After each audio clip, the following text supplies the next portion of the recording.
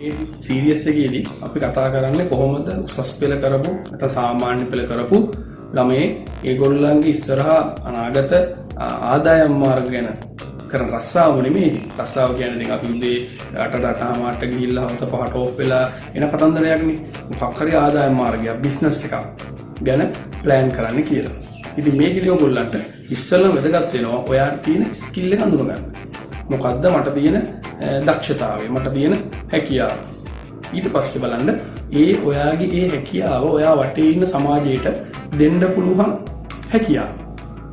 ඊට පස්සේ බලන්න මේ හැකියාව සමාජයට දෙන එක එක්ස්පෑන්ඩ් කරන්න පුළුවන් හැකියාව. එතකොට කවුරුහරි කියන්න පුළුවන් මට පුළුවන් ෆොටෝ ගන්න. නැත්නම් මම ආස ෆොටෝ ගන්න. දැන් ගොඩාක් කට්ටිය ඇත්තටම පුළුවන් දේ මාකට් කරේ නෑ. ආස දේ මාකට් කරා.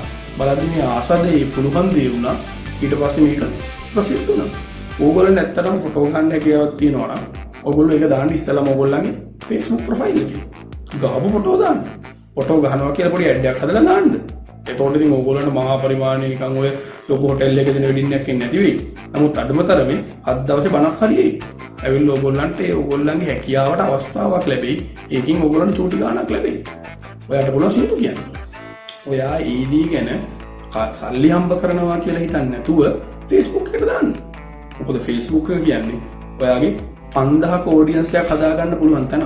ඒ 5000 ඇතුලේ 100ක් අනිවාර්යෙන් ඉදී මං හිතන්නේ ඔයාගේ ස්කිල් එකේ ඉන්න. ඔයාට පුළුවන් පොඩි අත්කම් වැඩ කරන්න. ඔය වූල් වලින් ගොතලා ඒ ගෙතුම් වගේ වැඩ. I think ඔයා එකක් හදලා ඔයාගේ Facebook එකේ දාන්න. කිසිම ප්‍රශ්නයක් නැහැ. ඔය 5000න් අනිවාර්යෙන් 20ක් ඉදී ඔයාගේ ප්‍රොඩක්ට් එක සල්ලි දීලා ගන්න බලාගෙන. ඔයගොල්ලන්ට පුළුවන් නිකන් පොල් කට්ටක් අරගෙන සුද්ධ කරලා ඒකේ මොන හරි පොඩි පෙන්ඩන්ට් එකක් වගේ හදලා ලස්සනට එක පොලිෂ් කරලා පොඩි ප්‍රොඩක්ට් එකක් ලස්සනයි පොඩි පැකින් එක දාලා අනිවාර්යයෙන්ම ඔයගොල්ලන්ගේ ප්‍රොෆයිල් එකේ මම විශ්වාස කරනවා 100 දෙනෙක් ඇති ඔයාගේ ප්‍රොඩක්ට් එක ගන්න බලන්න. ඔයා අඳුරගත්තනේ ඔයාගේ ස්කිල් එක මොකක්ද කියලා. දැන් කාටද දෙන්න පුළුවන් අනේ මට නම් ඔය ස්කිල් එකක්වත් නැහැ කියලා. ඉතින් උඹට කරන්න දෙයක් නැහැ. හැමෝටම මේ ස්කිල් උපතින් ඇවිල්ලා නැහැ. සමහරව යම් කිසි දෙයක් දැකලා තමන්ගේ ආසාව ඇති කරගෙන වැඩ පටන් ගන්න කට්ටිය. සමහරවිට තමයි ඉතින් ඔය සහජ හැකියාව වශයෙන් ඇවිල්ලා ඒගොල්ලෝ එක ප්‍රොමෝට් කරගෙන යන කට්ටිය ඉන්නේ. දැන් ගොඩාක් කට්ටිය ගත්තාම දැකලා ආස හිතලා පටන් ගන්න වැඩ. ඒ ඇත්තටම තමන්ගේ රස්සාවක් නම් එහෙම ආසාවට කරන්නේ නැහැ. තවන්ට ඉතින් ඉගෙන ගන්න දේ කොහොමද උනේ කින්දමන්ද ඊට පස්සේ ඒගොල්ලෝ ඒ දේවල් කරමින් ගියා. නමුත් ඇත්තටම දැන් මේ වගේ දෙයක් ගත්තාම ආසාවට කරන්න පුළුවන්. කවුරුහරි ග්‍රැෆික් ඩිසයිනර් කෙනෙක් ලස්සනට ග්‍රැෆික් ඩිසයින් කරනවා. තමන් හදනවා. හදලා තමන්ගේ මාකට් එක තමන් ඇති කරගන්නවා. ඊට පස්සේ කවුරු හරි සින්දු කියනවා. ඒක දකින්න. දැකලා තමුණු සින්දු කියනවා. ඒකටම දැකලා ආසාවට කරපු දෙයක් නේ. මේක ප්‍රසිද්ධ වෙනවා. මේවා අහලා තියෙන උණුතරම් මේ ප්‍රසිද්ධ වෙච්ච කට්ටිය සෑන්ඩින්. ඉතින් ඒකට ඕගොල්ලන්ට ඉස්සරදී සින්දුවක් කියලා කාට හරි ඒක පෙන්න ගන්න ඕන නම් ඉතින් මාර ප්‍රශ්නයක් නේ. ස්ටේජ් එක නැගලා හින්දු කියන්න පුළුවන්. පාර යනකොට ස්ටේජ් එක සින්දු කියනවා. තමන්ට ආසාව තියෙනවා කියලා තමන්ට ස්ටේජ් එක නැගලා සින්දු කියන්න බෑනේ. නමුත් දැන් එහෙම නැහැ. අපිට ඇත්තටම උණුතරම් platforms තියෙන audience තියෙනවා. දැන් ඔය TikTok වගේ ඒවා ගත්තාම ඔයගොල්ලෝ දැකලා ඇති ඒවා මේ ඔය තියෙන මන්නම් හිතන්නේ ඉතින් ඔය විකාර පිස්සු වැඩ කරන්න තියෙන එකක් නෙමෙයි. Tamanට මොකක් හරි හැකියාවක් තියෙනවා නම් ඒ හැකියාව නියමාකාරයෙන් එළියට දාගන්න තියෙන හොඳම ස්ථානයක්. අපේ කට්ටියක ඇත්තට විනෝදේ අපේ YouTube කියන එකේ ලොකුම audience එක තියෙන්නේ ඇත්තටම comedy වලටනේ.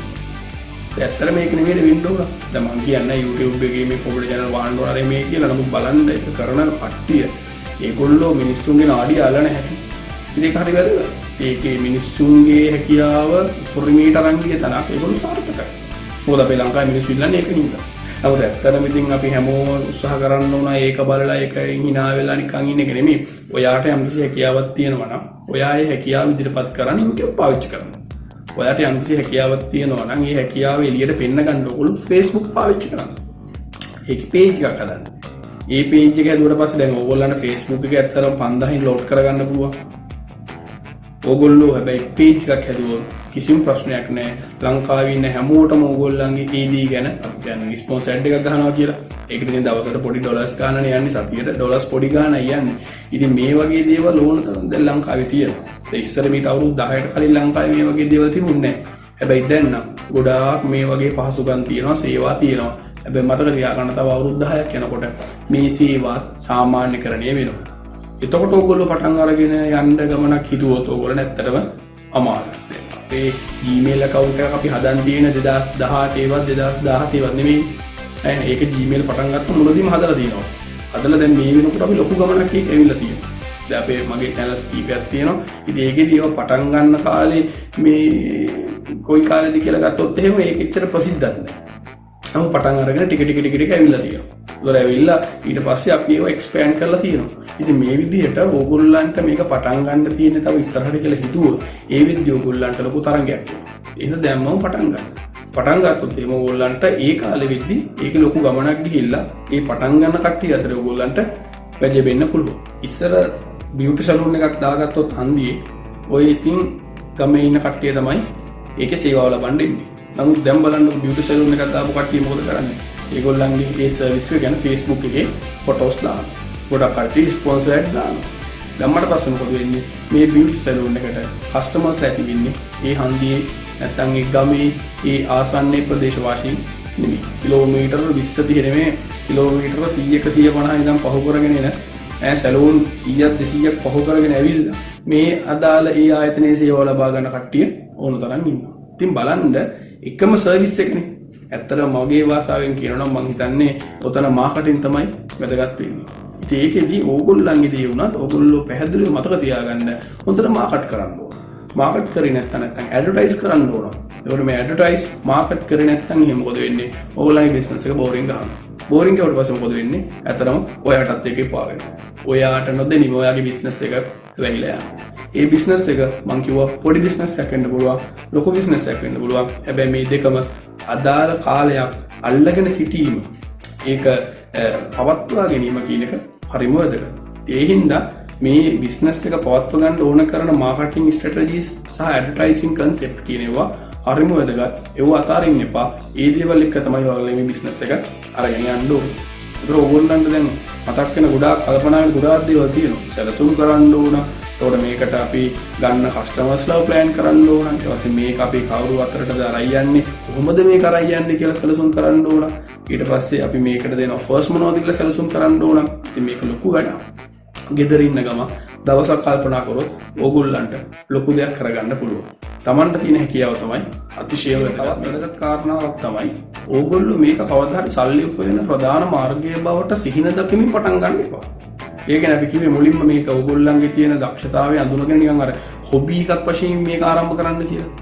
එතකොට මේක කවදාවත් තමන්ගේ ජීවනෝපාය කරගන්න හිතන්න එපා. හැබැයි මතක තියාගන්න මේ ලෝකේ ගොඩාක් වෙලාවට මේ වගේ තමන්ගේ තියෙන විනෝදාංශ මේ වගේ පොඩියට ලාවට පටන් ගත්ත කට්ටිය ඒක නවත්තලා තියෙන්නේ නැවතිලා තියෙන අවසානයේ ප්‍රධාන ආදායම් මාර්ගයම වෙලා තමයි. කවුරු ඉන්න උසස් පෙළ සිංහල විෂය හදාරපු දරුවෝ. එයා මොකද කරන්නේ? ඔය 6 7 8 පොඩි ළමයිට ගෙදරට ගෙන්නලා තමන්ගේ කෑම මේසෙ වටේ පුටු 4ක් 5ක් තියාගෙන ටියුෂන් එක පටන් ගන්නවා. ඒක ඇත්තටම තමන් රුචි දෙන්නේ. දැන් මේ ළමයා තව කැම්පස් ගිහිල්ලත් නැහැ. නැත්නම් කැම්පස් යන ගම. ඒතකොට දැන් ගෙදර පටන් ගත්ත මේ ටියුෂන් එක මොකද වෙන්නේ? ඔයාගේ ස්කිල් එක හොඳයි නම් ඔයාගාව මාකටිං තියෙනවා නම් ඔයාගාව ඇඩ්වර්ටයිසිං තියෙනවා නම් ඔයාගේ කැම්පස් මේසෙ වටේ ඉඳගෙන ඉන්න 4 දෙනා තව මාස දෙකක් යද්දි 6 දෙනෙක් වෙයි. හැබැයි ඔයා හිතනවා නම් මේ 4 දෙනා එකපාර 60 දෙනෙක් වෙයි කියලා. එතනට යන්න එපා. ඕගොල්ලෝ 4 දෙනා 6 දෙනා කරගන්න. ඔය 6 දෙනා ඊට පස්සේ 8 දෙනා කරගන්න.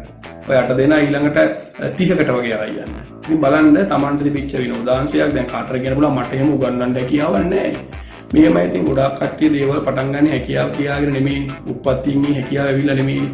එහෙනම් ඔයාලා ලොකුට ඒක හිතන්න එපා. මේ වෙලාව වලට කරන්න පුළුවන් දෙයක් නේද? ඒ හින්දා ඒ දේ කරන්න.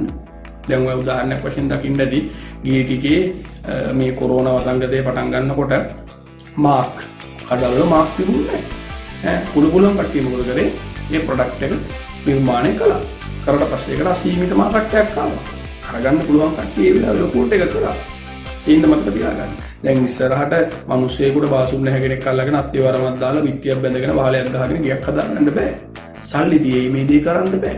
ඒතර ඕගොල්ලන්ට පුළුවන් නම් ඔය සිවිල් හරි මොන හරි පාර්ට් එකක් ඉගෙනගෙන ඕගොල්ලන්ට කන්ස්ට්‍රක්ෂන් පැත්ත ගැන කල්පනා කරන්න. ඇත්තටම ඕගොල්ලන්ගේ විනෝදාංශය වශයෙන් පොඩි පොඩියට ටිකක් පටන් ගත්තොත් ඕගොල්ලන්ගේ තියෙන එක්ස්පීරියන්ස් එකයි ඒක හා සම්බන්ධයෙන් තියෙන නොලෙජ් එකයි හින්දා මං හිතන්නේ ඕගොල්ලන්ගේ විනෝදාංශයක් වශයෙන් පටන් ගත්ත පොඩි සර්විස් එක ඉස්සරහට යයි. ඕගොල්ලන්ට ඉස්කෝලේ යන කාලේ ස්පෝර්ට් කරලා කැඩට් කරලා තියෙන පොඩි අත්දැකීම. ඉතින් ඒකත් එක්ක දැන් අතාරින්න එපා ඕගොල්ලෝ. දැන් බලන්නකො ජිම් ඔය ජිම් වල ඉන්න ඉන්ස්ට්‍රක්ටර්ලා කියලා කියන්නේ දැන් මාර මාසෙකට එකක් තියෙන පිරිසක්. ඒතකොට ඕගොල්ලන්ගේ අර චූටි කාලේදී පිච්ච පොඩි ආසාවක් දැන් ඔයා කැම්පස් එකේ ඩිග්‍රී ගන්න ළඟයි. ඒක ප්‍රශ්නයක් නෑ මේක පටන් ගන්න. මේක ඔයා සමාන්තරව කරගෙන යන්න. දැන් අපි කියද්දි ඉතින් ඕගොල්ලන්ට විවිධ සිහින මතුවෙනවා. සිහින කාලයක් පවත්වා ගැනීම තමයි හරියම දෙයක් තියෙන්නේ. ඒ ඉස්සරහට ඔය කාන්තාව ගත්තාම තරබාරු වෙනවා. ඒතර ඒගොල්ලෝ අවුරුදු 40 50 වෙනකොට අනිවාර්යයෙන්ම ව්‍යායාම කෙරෙහි නැඹුරු වෙනවා. ඒතර ඕගොල්ලෝ ඔය තියෙන මොන හරි යෝග හරි මොකක් හරි දෙයක් ගැන හැබැයි ඉතින් අනිවාර්යයෙන්ම අධ්‍යාපනය ලැබලා ඉන්න. ලැබලා ඕගොල්ලෝ ක්වොලිෆයිඩ් වෙලා හිටියා නම් එහෙම ඕගොල්ලන්ට ඒ කාලේ වෙද්දි හොඳ මාකට් එකක් ඇවිල්ලා. මොන්ටිසෝරි ටීචර් කෙනෙක්. සාමාන්‍යයෙන් දැන් උසස් පෙළ කරන ළමයෙකුට කරන්න පුළුවන් කෝස් එකක් ගන්න. කරනකොට මොකද වෙන්නේ? ඕගොල්ලන්ට අත්දැකීම් වෙනවා. ගිහිල්ලා ඊට පස්සේ මාස 6ක් හරි අවුරුද්දක් හරි ට්‍රේනින් ඉන්නවා. ට්‍රේනින් ඉඳලා පොඩියට වැඩේ පටන් ගන්නවා. ඕගොල්ලන්ගේ ගමේ මොන්ටිසෝරියක් දාගන්න ඕගොල්ලන්ට ලොකුට ප්‍රාග්ධනයකට කරන්න ඕනේ නැහැ. දැන් මේ කාලේ වලට ඇත්තට මේක කරන්න පුළුවන්. ඒකෝට ඕගොල්ලෝ අතේ තියෙන පොඩි දෙයකින් එහෙම චුට්ටක් ඉස්සෙල්ලාම ඉතින් අපි ට්‍රේනින් යනවනේ ගිහිල්ලා කීයක් හරි උපය ගන්නවා. ඊළඟට පොඩියට පටන් ගන්නවා. හැබැයි ඕගොල්ලන්ගේ ස්කිල් එක තියෙන්න ඕන. ඕගොල්ලන්ගේ ආශාව තියෙන්න ඕන. අලුත් දේවල් කරන්න ඕන. එහෙම නැත්නම් මං හිතන්නේ ඕගොල්ලන්ගේ මොන්ටිසෝරිය මුළු ඩිස්ට්‍රික්ට් එකම පළාතටම යයි සමාලාට ලංකාවටම යන්න ඉඩ තියෙනවා.